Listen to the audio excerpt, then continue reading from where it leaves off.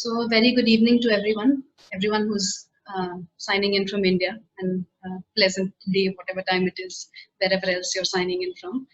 On behalf of CEPT University Press and CEPT Research and Development Foundation and the Center for Heritage Conservation, I would like to welcome you all to this event called The Making of Ahmedabad Cross Section.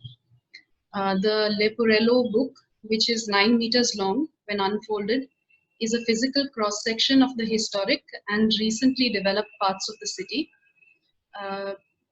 First prepared for Archipre, it is now published by the CEPT University Press with the support of Tourism Corporation of Gujarat Limited, edited by Inigo Parnago and Jigna Desai, Executive Director of CHC, CRDF.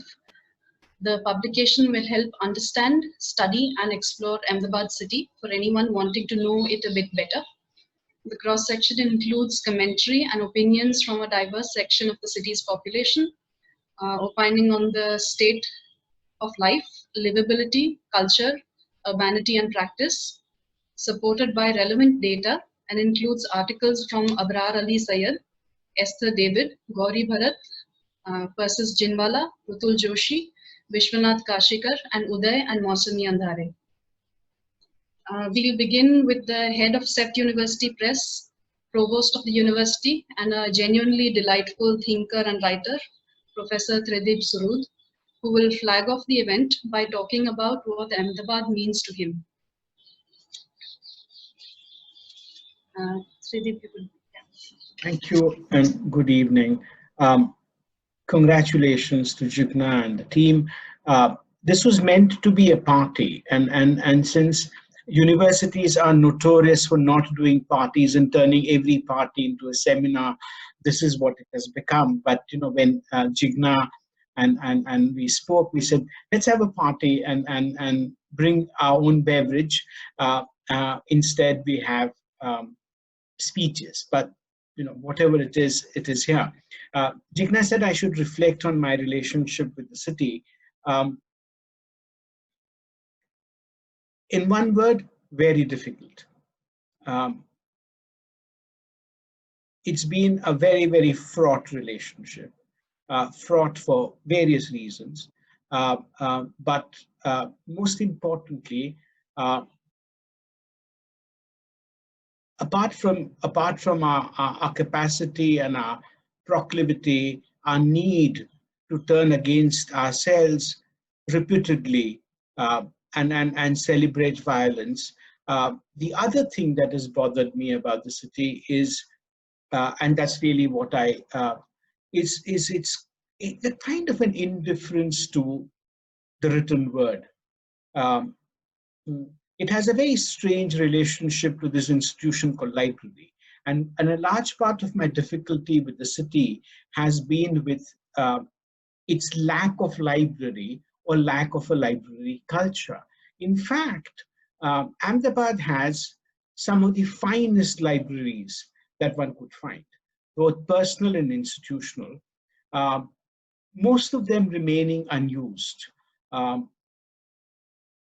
You could have a great library of Indology and have 3 users in a year, and we write that in the annual report, that we've had 3 users this year. You could have a great archive in the city with 2 people using it sporadically and maybe 1 with greater intensity.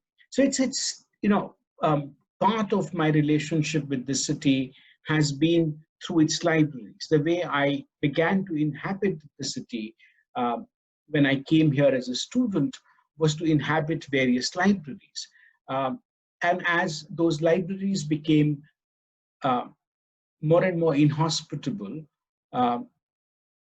one's indifference to the city grew.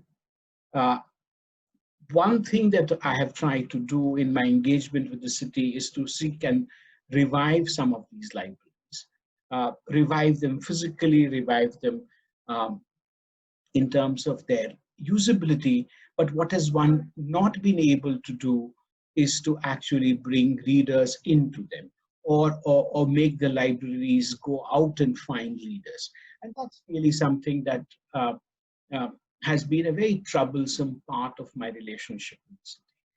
The other relationship which makes my my existence in the city somewhat liminal um, has been the ease with which we carry the markers of our prejudice. Uh, this afternoon, I was talking to a colleague and I said, I don't know of many cities which carry the marks of their prejudice with such pride and for so long. Uh, um, um, they carry it sometimes very visibly, sometimes not so. Uh, and Ahmedabad has been one of those uh, cities in India which has carried the marks of his prejudice uh, with sometimes great pride, sometimes with, but never with shame. Uh, Ahmedabad's capacity not to feel ashamed about itself is something that has always amazed me. And it's truly amazing that a community, a city, feels no sense of remorse. Not about a thing or an event, but a capacity to look forward. And if you ask people as to what they think of Gujaratis, they say they're forward-looking people, which is a very good thing. And that's what gives us our enterprise. That's what gives our capacity um, to negotiate, um, gives us a capacity for what is called development. All of these things are forward-looking things. But when you look forward, what it does not allow you is to actually have a backward glance. Um, this, this constant need to move ahead has really shaped the mind of Ahmedabad. It has shaped the institutional trajectories of Ahmedabad. It has allowed for certain kinds of institutions to come up, and it has not allowed other kinds of institutions to come up. For example, the city has always created very fine institutions, but it has always created institutions which are practice oriented. It has never had a space for an institution which sits back and reflects on practice, on life. For therefore, Ahmedabad and Gujarat has never had a social science imagination. And it's a very, very telling thing. Um, it has some of the finest institutions of making, of doing, of managing, of doing applied research in a range of uh, intellectual concerns, but never of, of, of reflection. So that's what happens when you're forward looking. But we are a forward looking people. And that's something which is both uh, in some ways liberating, but it also in some ways inhabiting. Uh, the other thing that Ahmedabad has, and something which has played a large part in my life, is both the presence and absence of a man called M.K. Gandhi. Um, um, um, he's present, uh, but largely forgotten. He's present in some very, very strange ways amongst us. Um, um, he becomes a necessary referent for a lot of things. Uh, Certainly, it becomes a necessary referent when we wish to think of the trajectories that we have not taken. And that's something that becomes important, but largely remains forgotten. In fact, uh,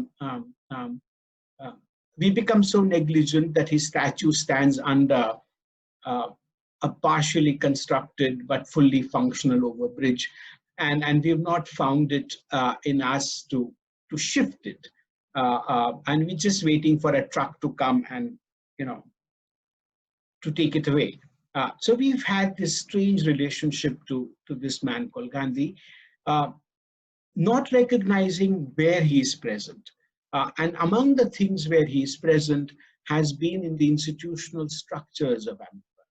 All of these very, very fine institutions that we inhabit, that we benefit from, that we're part of, that we contribute to, that we draw from, many of these, in fact, almost all of them, have been part of, in some form or the other, the notion of trusteeship, which was both nurtured by M.K. Gandhi and in some ways thought through by him, actualized by other people. So he's been present, and and a large part of my engagement with the city and its institutions has come through my engagement with M.K. Gandhi. But that's enough said. Um, um, it will remain a very troublesome relationship. I hope to remain a troublemaking citizen of the city. Uh, uh, uh, I'm becoming wiser, and I was told that the day I become a wise man, that would be the end of me. I know that I'm almost there, but there are still the things that I'm capable of. So I hope that I survive and keep this relationship um, as taut and as fraught as it has been. Um, have a great evening. I'm sorry I'll have to leave you because there's something else that an upper divisional clerk is required to do at 5:40, and I will do so. So thank you very much, and have a great evening. Thank you, Tajid. We'll now have the editors of this volume speak about the purpose, the theme, the curation, and the layout of this book. So Jigna and Inigo. Yeah, so I'll start off. I think Inigo has some amazing memories of how we did the work. So he will be sharing that. I'll talk about, give a broad overview of what we did and why we did what we did. So this is the Leporello. This is Ahmedabad cross section, and it opens up to be a 9-meter. It's I have to open this way here. It opens up to be a long 9-meter section. I think once again Chandani and Tanvi will be explaining about it. Everybody who has contributed to it will talk about what it is about. So yeah, it's a long drawing. And as a cross section, it is not just a physical cross section, but it is also a cross section of ideas that we tried to put in. The purpose of this was both Inigo and I were asked to prepare a document for a group of people, group of architects who were coming from all over the world to Ahmedabad for the Archipri. Archipri is an international meet of architects. I think most of the architects would know about it. And we were supposed to introduce Ahmedabad to them. And while there was a lot of brainstorming of what do we talk about when we talk about Ahmedabad. At that time, one of the things that was extremely, in most newspapers and everywhere in everybody's mind were two things. One was that Ahmedabad had just been being talked about it as a mega city, and there were these talks of Ahmedabad. There was already processes of Ahmedabad being nominated for the World Heritage as a World Heritage Site, the old city. And these visions for Ahmedabad were being discussed and floated around. But anybody who has inhabited the city doesn't see Ahmedabad as this one mega city with a singular identity. There are so many different little pockets of what the city really is. And everybody who inhabits the city has their own narrative of what Ahmedabad uh, is to them and what Ahmedabad is from an ideas point of view or for an inhabitation point of view. So this cross section was also about uh, putting a cross section of these views together. So I think Sneh and Tanya will also talk about that they spoke to different people who are living in different parts of the city, and they tried to find out what do they think about, what do they feel about being in the city. So that was the idea of the cross section. I think the process of it becoming a long cross section was fairly organic. Even today, when I am showing this to somebody, they ask me, so at what point did you decide that it has to be a 9-meter long drawing of Ahmedabad's cross section? And I'm not able to pinpoint that. I remember a lot of discussions between Inigo and I think Tanvi was involved right from the beginning, and we were having a lot of these discussions about what this as idea of a cross section was there, but to take it literally was, I think, a very brave step that we took. And we also, I think that entire process was quite organic, and I think it came together quite well. And today, when I look at it and when I open it at any point and I read any one of these articles that are written by the speakers who are here who are going to talk about their articles in a bit, there is a little bit of insight. Every time I look at and open a drawing of some point, and I was just showing a drawing to one part of the drawing to somebody today, and I was saying, okay, this was getting constructed at that time, now it is over, now it's a different city. So it's a very, I think it's a tool for reflecting upon the city as well, and I think it's quite relevant.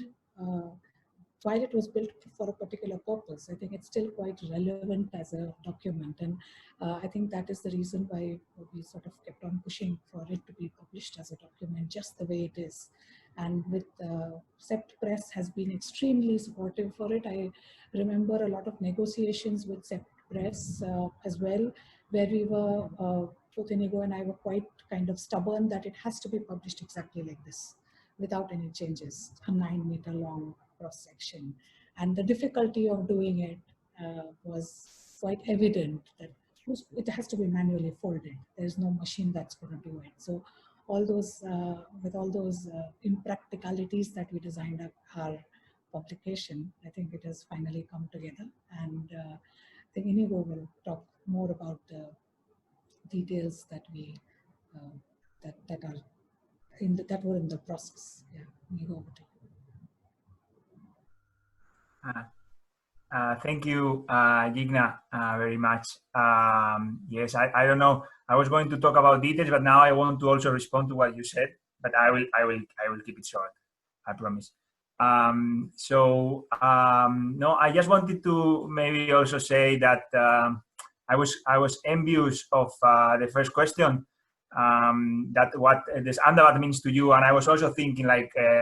You know what it means to me, and I'm very happy that you know that I was able to I stayed there for 1.5 years as a teaching fellow, and I felt very welcome in the city. At the same time, also very intrigued by the complexity, and for me this was like an excellent opportunity to get to know it better, to get to know other people, to work with the friends that I already had. So I think it was like a collective effort, and I'm super happy. For me, it's I'm also happy that I able to contribute a little bit back to the city with this. Anyway, that being said, I think as Gigna was saying, I wanted to speak a bit about the process of doing it, and I found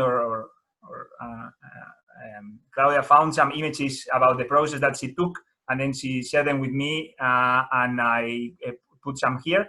And I remember that it was super nice that, you know, this was done for these people that was coming to the city. And instead of giving them a map for tourists, we give them a section for architects, which was, I think, very nice. At the same time, we kind of took a tour around the city. Like it was like a bus tour that the tourists, like this hop on, hop off bus that they do, the tourists do when they visit the city. But then here we were in rickshaws, and then we were kind of visiting our own city through, you know, shared experiences, and it was super nice. And this is an image from that trip that we took to prepare the section, to decide where to take it. And so these were like the initial team working there. I think Tambi and Esne and Tania will be able to speak later on about what they did. But I think it was a beautiful image that kind of summarized the work that we did on site, no? And then taking sketches and preparing and so on. And I just wanted to share another document that I found, which is like a first sketch, like a first draft of the section that we made, which was also it contains a lot of plans as well. So it was also a map. So we would use this map to go back again and really consider if this was the place to go or not. And it was done on 1 to 500 scale. And we realized that that was too far away. and this was 6 meters. So we decided to make it 1 to 200, and then it will become like 20 meters. But then at the end, you know, for practical reasons, it ended up being 9. But I just want to say that we were so crazy that 9 meters was, you know, we actually gave a concession. Like it's like a failure of the project. The project was going to be 20. But yeah, you know, time and yeah, practicalities. But yes, I just wanted to share this as a working process document, and I think the detail of it, no, I think it allows. So this is Amli Village, or you know, like, or how it was drawn at that scale, and then I think the wonderful work that Tambi and Chandi did later on to kind of develop it much more further and so on. I think this section was still drawn by Tambi at the time, so yeah, amazing. And yeah, and then it became something like this, no? And I think yes, I just want to maybe finish here and to connect with what Jigna said before, that this document was trying to connect these two scales, so these two perspectives of the city, like the large scale that will be represented by maybe this density map or this, let's say, all these charts and data and things that are important to understand the city from the distance, but that when you are really living there, you are much closer to this, the comments from the people, the experience of the space at a much closer scale. And I think this was one of the efforts that we tried to make, no? And I'm not sure how successful it was, but I like it, and I'm happy to share it with you. I leave it there.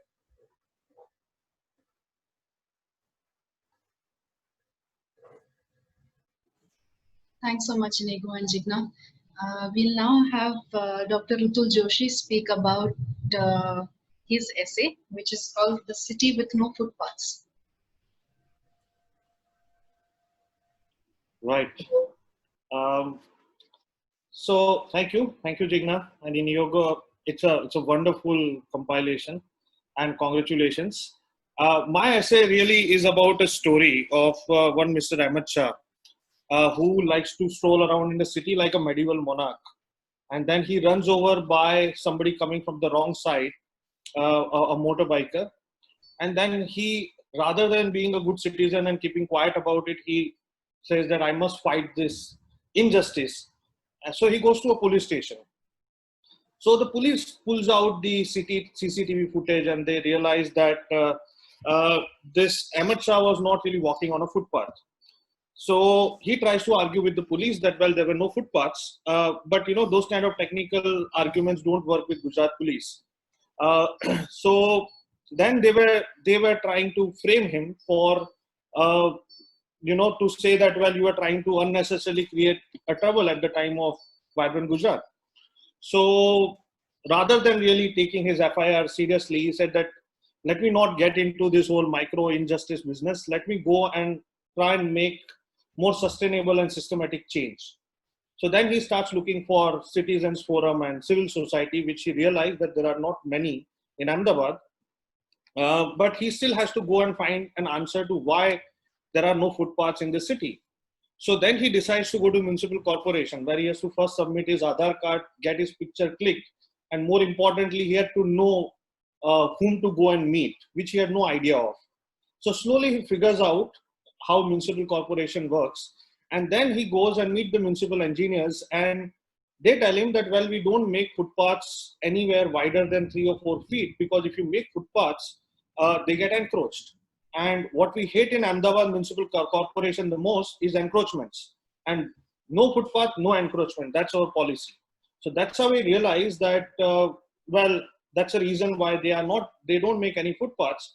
And he decides to dig deep into it as to, you know, why these people, although your national urban transport policy says that make streets for people and not roads for vehicle, blah, blah, blah, and you have a smart city mission, and Ahmedabad supposed to be performing very well in smart city mission, etc. So why is it that we are not making footpaths like many other cities which are making under smart cities mission? And why do our municipal engineers, they don't want to make footpath wider than 3 or 4 feet?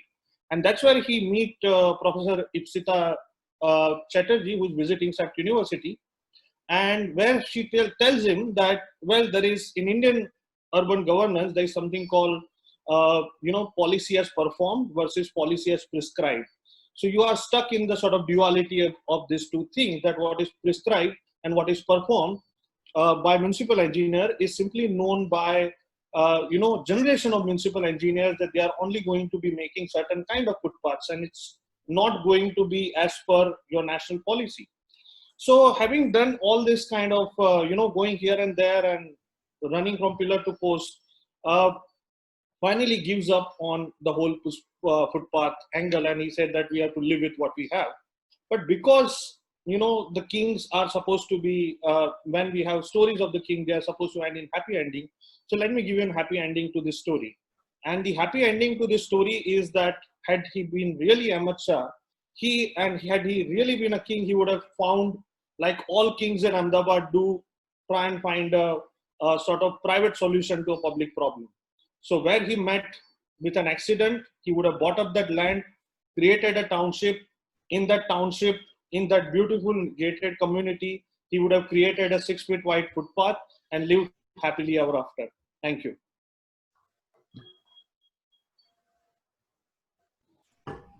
Thank you, Rukul. We'll now have Persis Jinwala, if she is present here, speak about her essay. That's the myth of a safe city. Rayan, I think we've not been able to get in.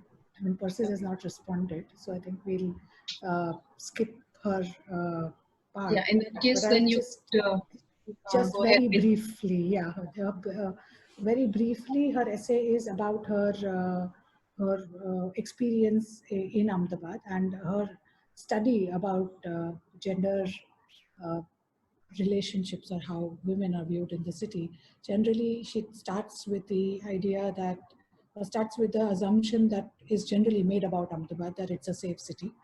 And then she narrates many experiences of herself and from her studies, to say that how that is, if you really look at the statistics, that's really not true.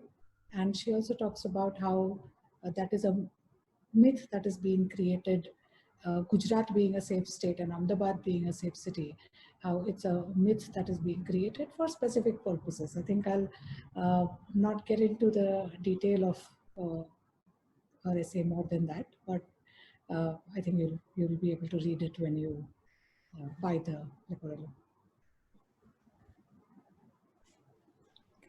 In that case, Jigna, if you could also continue with reading out the note from Esther from David. Esther, yeah.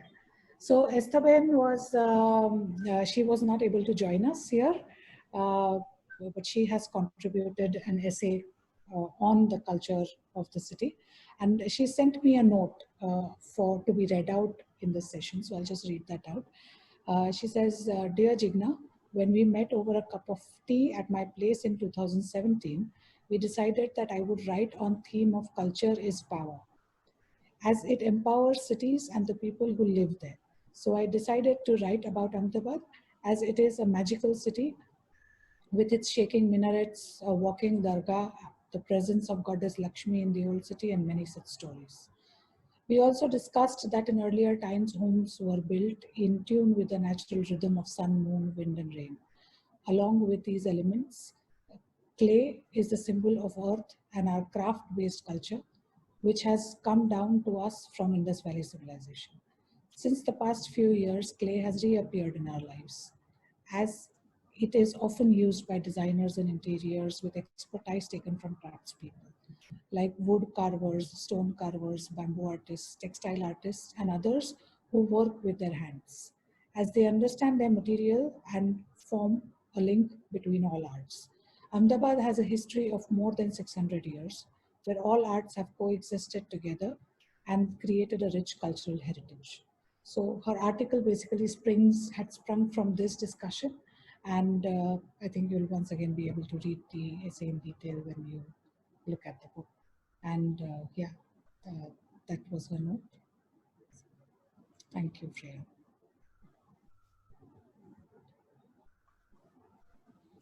Thank you, Jigna. We'll now have Vishwanath Kashikar speak about his essay titled At Home in the City. Thanks, Freya. Thanks, everyone. Uh, so if you listen to advertisements on radios of these new housing schemes, I always find it exciting that and intriguing. They have all exotic names. So I just look at a few. One was called Malabar County, or Pebble Bay, or Reflections. Some are even abstract, like 149 or 52. So it almost seems that people don't want to identify with Ahmedabad, living in Ahmedabad, or having a home in Ahmedabad. Uh, the advertisements go on to talk about, lush greens and verdant greens, as if you're living in a tropical forest. I find that very intriguing. I mean, anyone who has lived in Ahmedabad and especially now has to do jhadu twice a day because of the amount of dust that you have in the city, for them, these advertisements is a mirage. And that is how I begin my essay, where I'm asking the question, what does it mean to have a home in this city? What does it mean to identify as a person living in this city? So when we talk of nostalgically of the pole houses, we talk of the Otla, the chalk, or the poles, or we talk of Bhadra and the square, uh, we are able to root ourselves to the city. But when we talk of modern apartments, which is what I'm interested in studying, suddenly it becomes a difficult question. In fact, I was looking at the cross section, this beautiful cross section that my colleagues have drawn, and it's very interesting to see that there are some commercial buildings as landmarks. There are some infrastructure projects as landmarks, like the BRTS or the elevated metro corridor. And of course, there are a lot of parts of the old city of Ahmedabad which are recognizable. The rest of the modern housing forms sort of a backdrop for this section. It's the filler of this section. I could very well take it from any other city and plonk it there. And this is an ongoing sort of search of mine as to what makes the Ahmedabad apartment an Ahmedabad apartment. So in this article, I've also tried to bring out possibly a few sort of idiosyncrasies. One which is fast disappearing is the Jula, or the swing, Hitchco as it is called. In fact, even now, I live in an apartment, and even now, a lot of people in the apartments around me, especially the one who are of an older generation, they have all installed swings in their house. So if they have a terrace or if they have a ground floor, then it's of course outside. Lot of apartments in Ahmedabad I have seen with a swing in the living room, because if you don't have a terrace or a balcony, that's the only place but it is again fast disappearing. So, but that to me is something that somehow seems to connect to Ahmedabad. It might to other cities as well. The other thing that I've talked of in this article is the kitchen chokri. So without naming the developer, I would just like to give an anecdote. So one of these big developers recently entered Ahmedabad, and in their first project in Ahmedabad, they built a housing scheme, but it didn't have a kitchen chokri. It didn't have a separate utility in a balcony. The project failed miserably. In the first phase, no one purchased it. It's very interesting because this is a Indian developer who is primarily probably operating in Maharashtra and some parts of South India, and therefore didn't find it necessary to give a separate kitchen chokri. So which makes it very uniquely Ahmedabad. And there aren't many, and I'm trying to search for these kind of things which makes it an Ahmedabad house and not any generic house. And I think that cities which have unique characteristics, like say Mumbai, which is on the seashore, or maybe a city on the hills, uh, are able to root themselves because of those natural characteristics. But in Ahmedabad, it is not so. And I see my article as a collection of musings of this kind, where I'm continually trying to look for little clues, little hints, which will make the Ahmedabad house an Ahmedabad house. Yeah, thank you. Thank you so much for that. We'll now have, we'd like to mention Abrar Ali Sayed, whose essay is titled Waqf and the Politics of Heritage Management. If he is here, yeah, great. Abrar, please. Yeah. So thank you so much, everyone, and thank you, Jigna, for this opportunity. In fact, uh, Jigna and I closely work with Sunni Ahmad Shah Sunni Waqf Committee in Ahmedabad, and we actually and this idea came from there. Is a this is Ahmedabad Sunni Muslim Waqf Committee has 34 mosques, six. Dargahs and 5 graveyards and 1 orphanage with them. And it is a big organization, but during this whole heritage management or heritage, Ahmedabad become the UNESCO titled World Heritage City movement, they were missing. So from there, this idea came to talk about this organization and the challenges they are facing. So broadly, this essay talks about the concept of Waqf and its importance in India because the rough estimation is it has around more than 5 lakh crore rupees of worth of properties. Uh, and they are in this crossroad because the original concept of Waqf used to be a social enterprise, now became a very voluntary NGO driven or donation driven organization, and they have their own set of challenges from facing the encroachment and illegal constructions.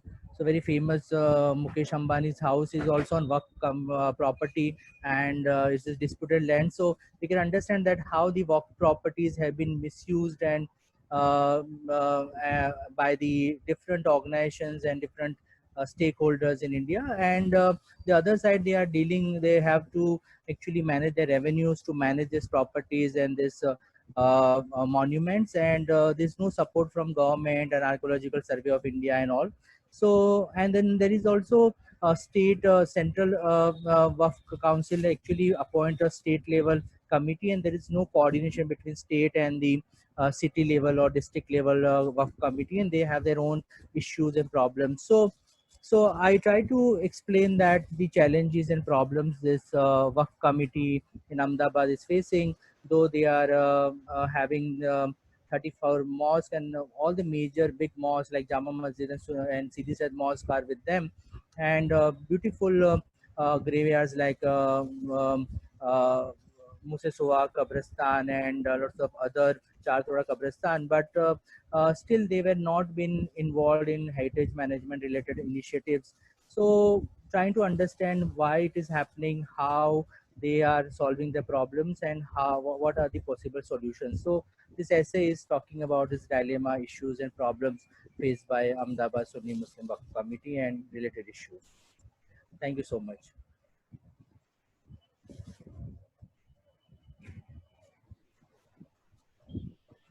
Thank you, Abrar. Um, we now have Gauri Bharat speak about her essay titled Roadside Shrines and Another Theory of Indian Urbanity. Thank you, Freyan, and thank you all for being here. Big, huge congratulations to Inigo and Jigna for getting this document out finally. It's such a gorgeous piece of work that lots of people have been waiting to get their hands on it, so now they finally can. So I'll just briefly share. So the cross section, I've had the privilege of having a ringside view of how it developed.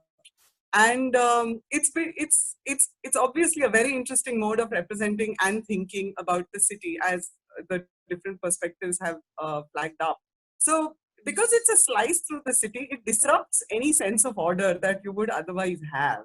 And the apparently significant and the apparently insignificant are all laid one on top of the other. They're jostling for space. And it was in that kind of way, in that mode of thinking, that there was an invitation to think about something which is quite strange, a local eruption like a roadside shrine.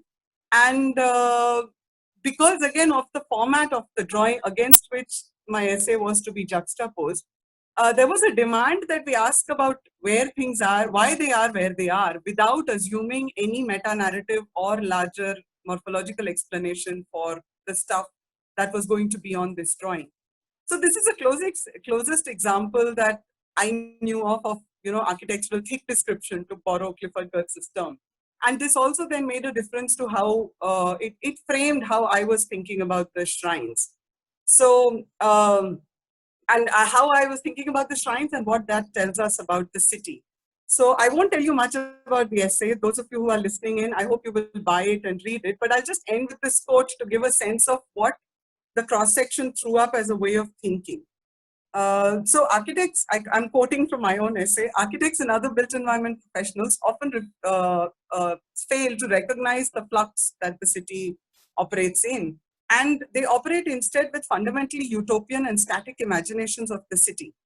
They imagine neatly ordered buildings, roads, and public places. They imagine people occupying those places in very specific and often idealistic ways, which are determined, they think, by the professional. The roadside shrines reveal that this is clearly not the case. So to use the analogy of a game board, architects, and I'm using the analogy of a game board to think through this. So we can think of architects as the designers of the board.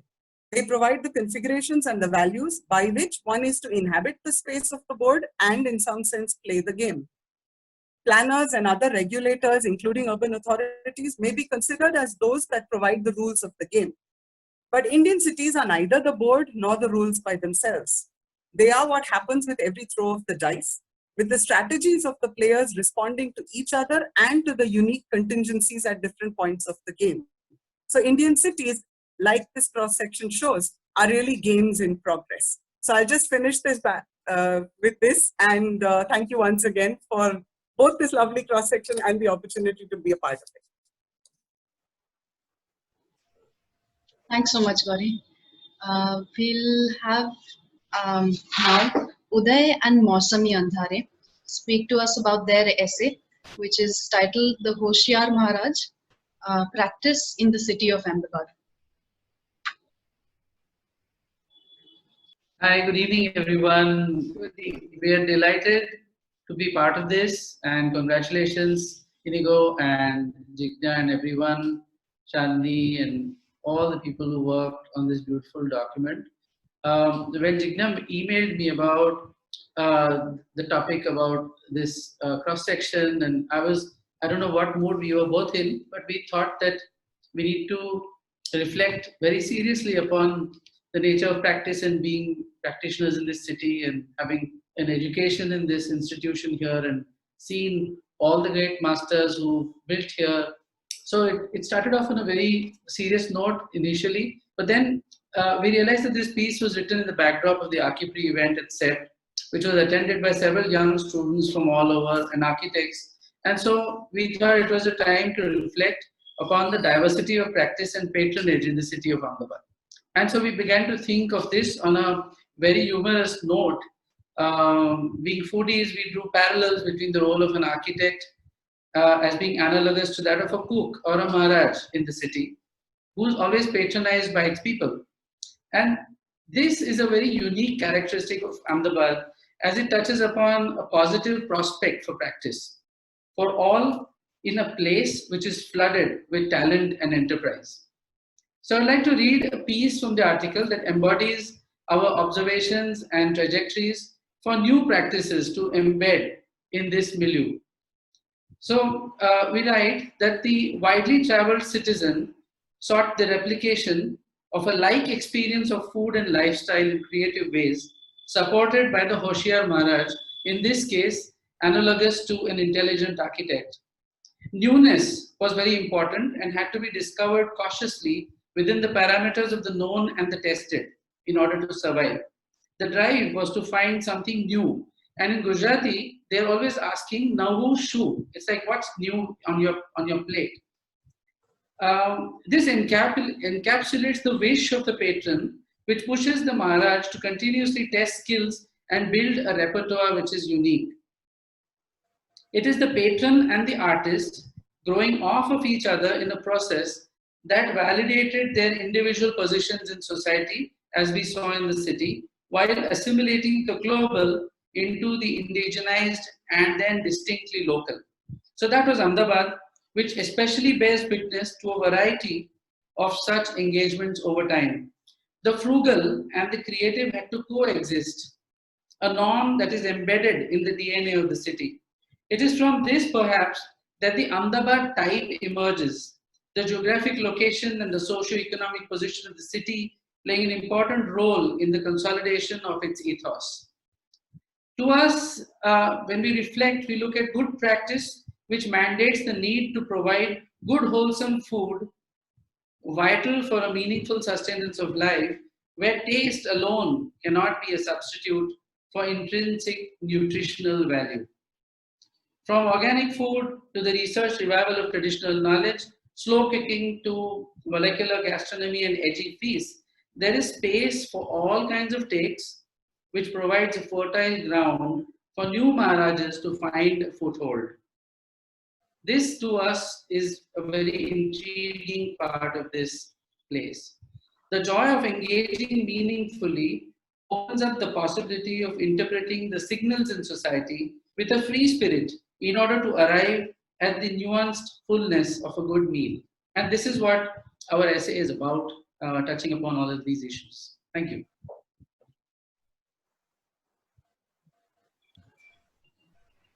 Thank you so much, Uday and Masumi.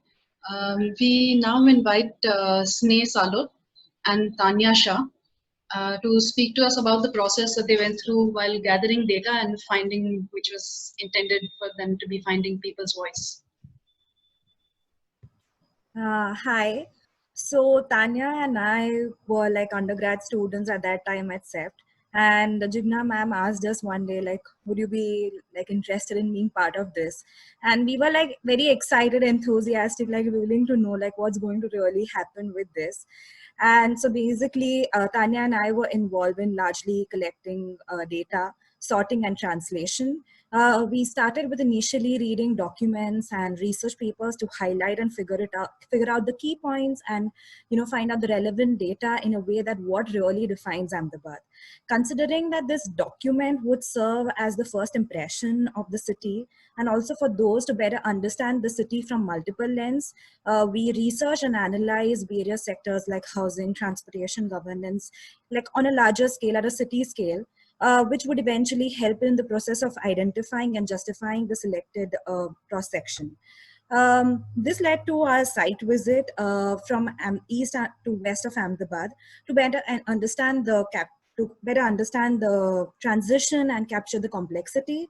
After observing these changes in the fabric, the lifestyle and development, we had to find like very specific relevant data in terms of like maps, figures, reports, creating graphs, and also through capturing narratives.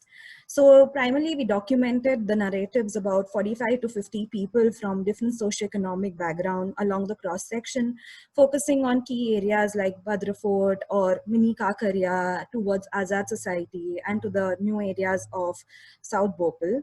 This was done by having basically conversation on ground, capturing their opinion and what they feel about the city, how it has grown or what they think about the changes and the development that has happened over the period of time.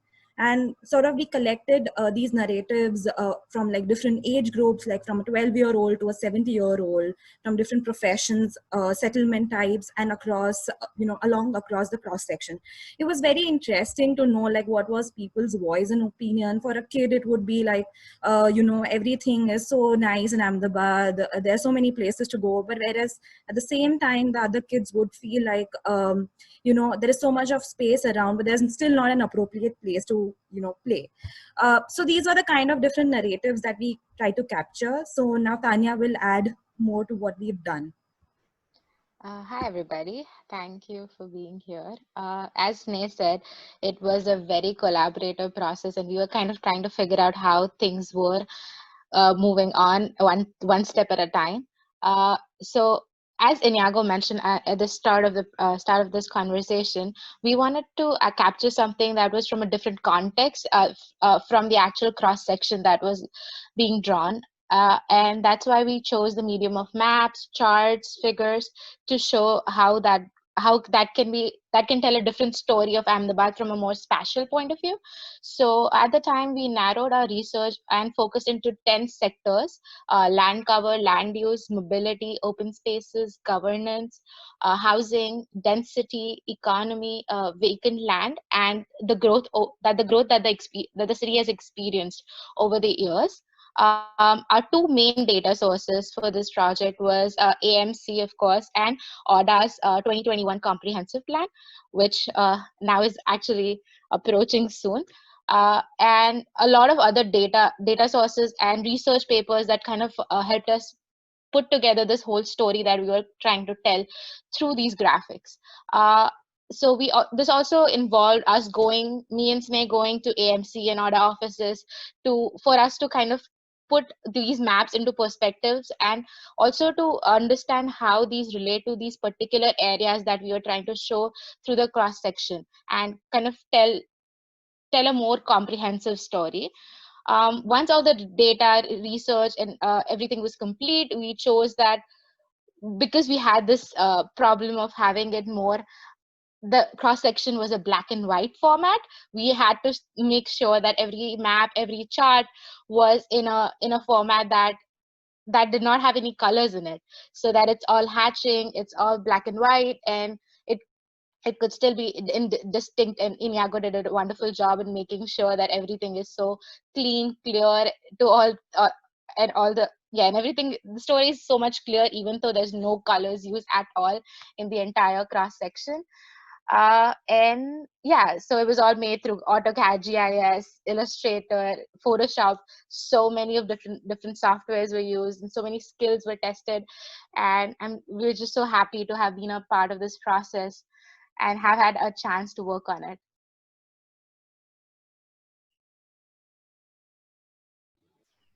Thank you so much, Tanya and Sneh. Last but possibly most important, also very central, is the section of the cross section. So I'll hand over to the people who drew that.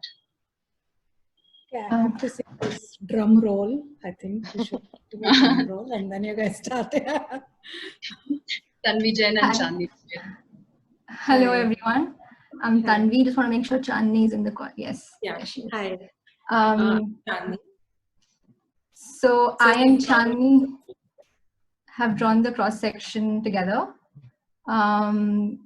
So we'll take you through a very brief presentation of the process of drawing it and show some snippets of the final drawing. I'll just share my screen now.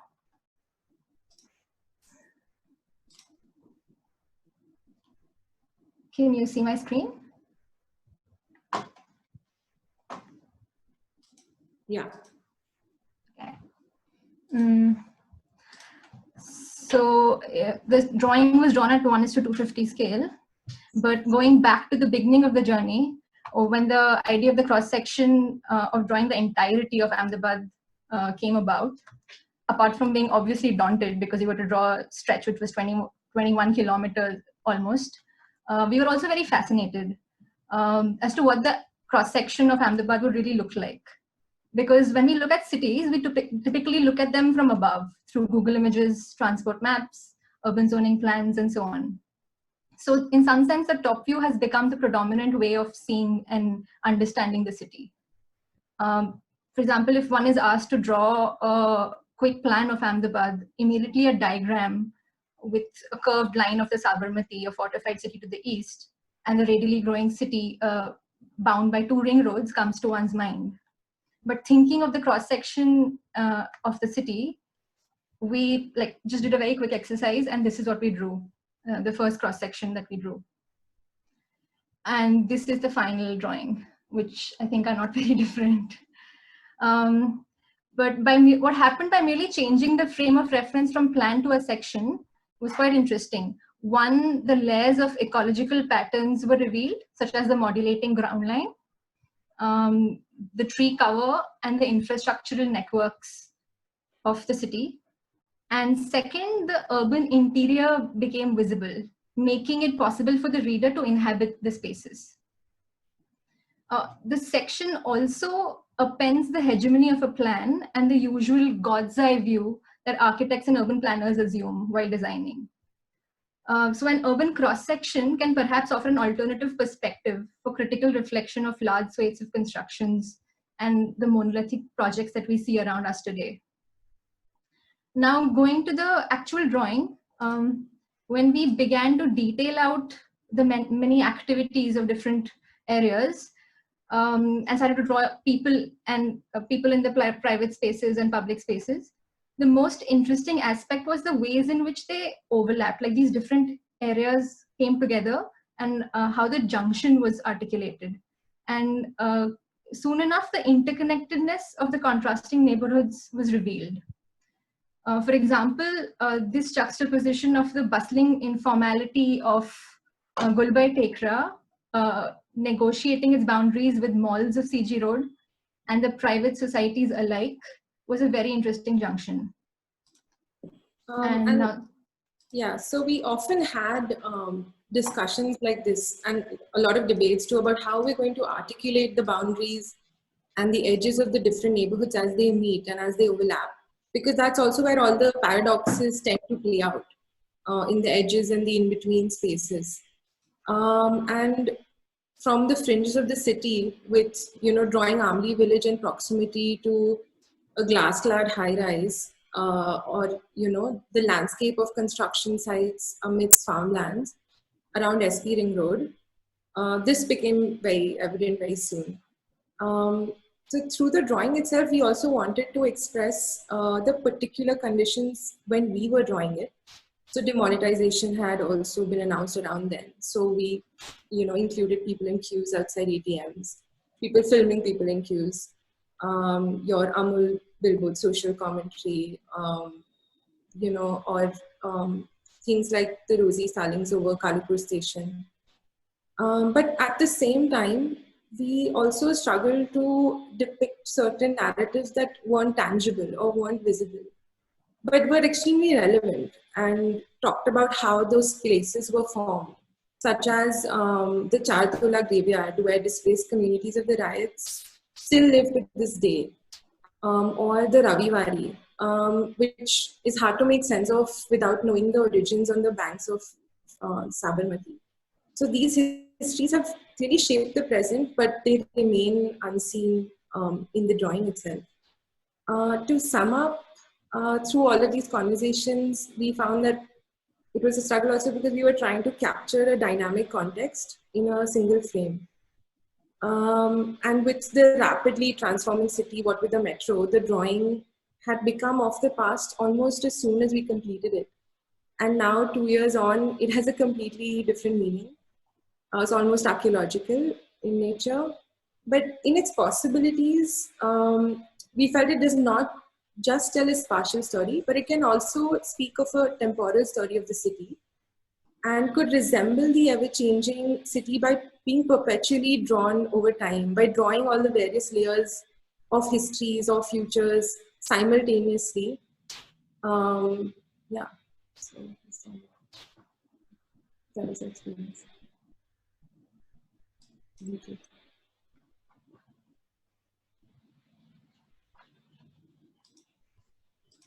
We leave it there. Thank you. Okay. Thank you for the opportunity, I should add. Thank you. Thank you, Gurmeet. Thank you, And I will have to thank everybody involved in this section, because we just had these impossible ideas, and I think everybody came together and put their best foot forward to bring it all together. So thank you very much. So we'd also like to thank Professor Surud for taking the time out to flag off the event with his interesting talk about the city and its inability to be ashamed of itself. Dr. Jigna Desai and Inigo Cornago for putting together this project, and all the contributors for sharing their experience and insight into the process of its making, as well as those attending this event, because it's the readers who make books possible.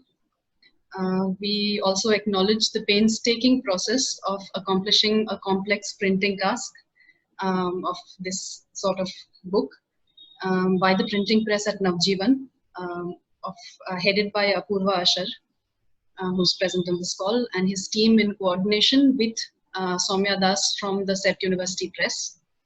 And I can't even imagine how much back and forth and discussion that would have gone through in order to arrive at this thing that some of us have already acquired. The support of TCGL, the Tourism Corporation of Gujarat Limited, was indispensable.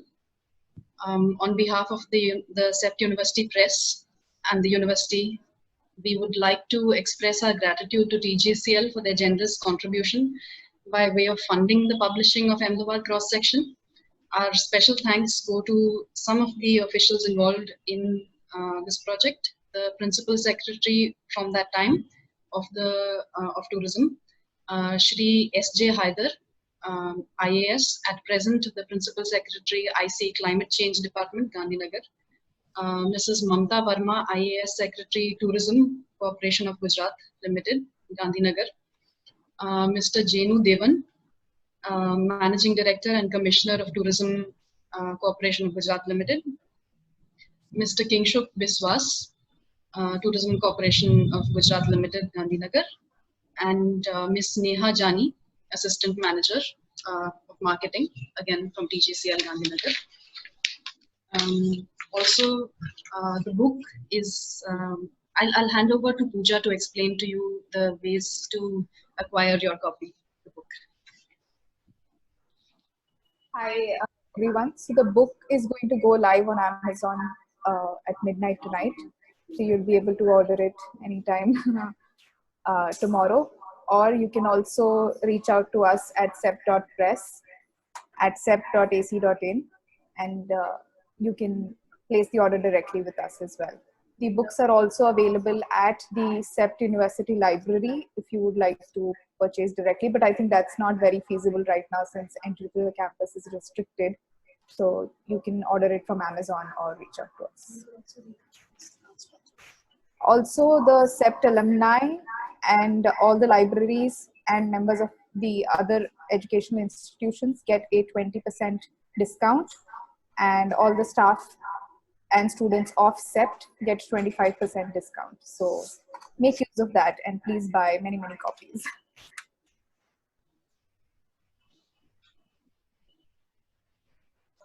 Thanks, Pooja, for explaining that. Also, if we could just have the links shared for the Amazon purchase link, the CEPT Press email ID, you could send us emails for your orders. It's all there in the chat. Shelly has already placed it there. If anyone would like to use those links to reach out to. I think that will be all. I'll conclude here. Jigna, if there's anything you'd like to say. Thank you everyone for being here, and we hope to be in touch, not just for this, I'm sure we'll be in touch after this and to get your copies. So thank you. Thank you all. It was great. Thank you. Thank you.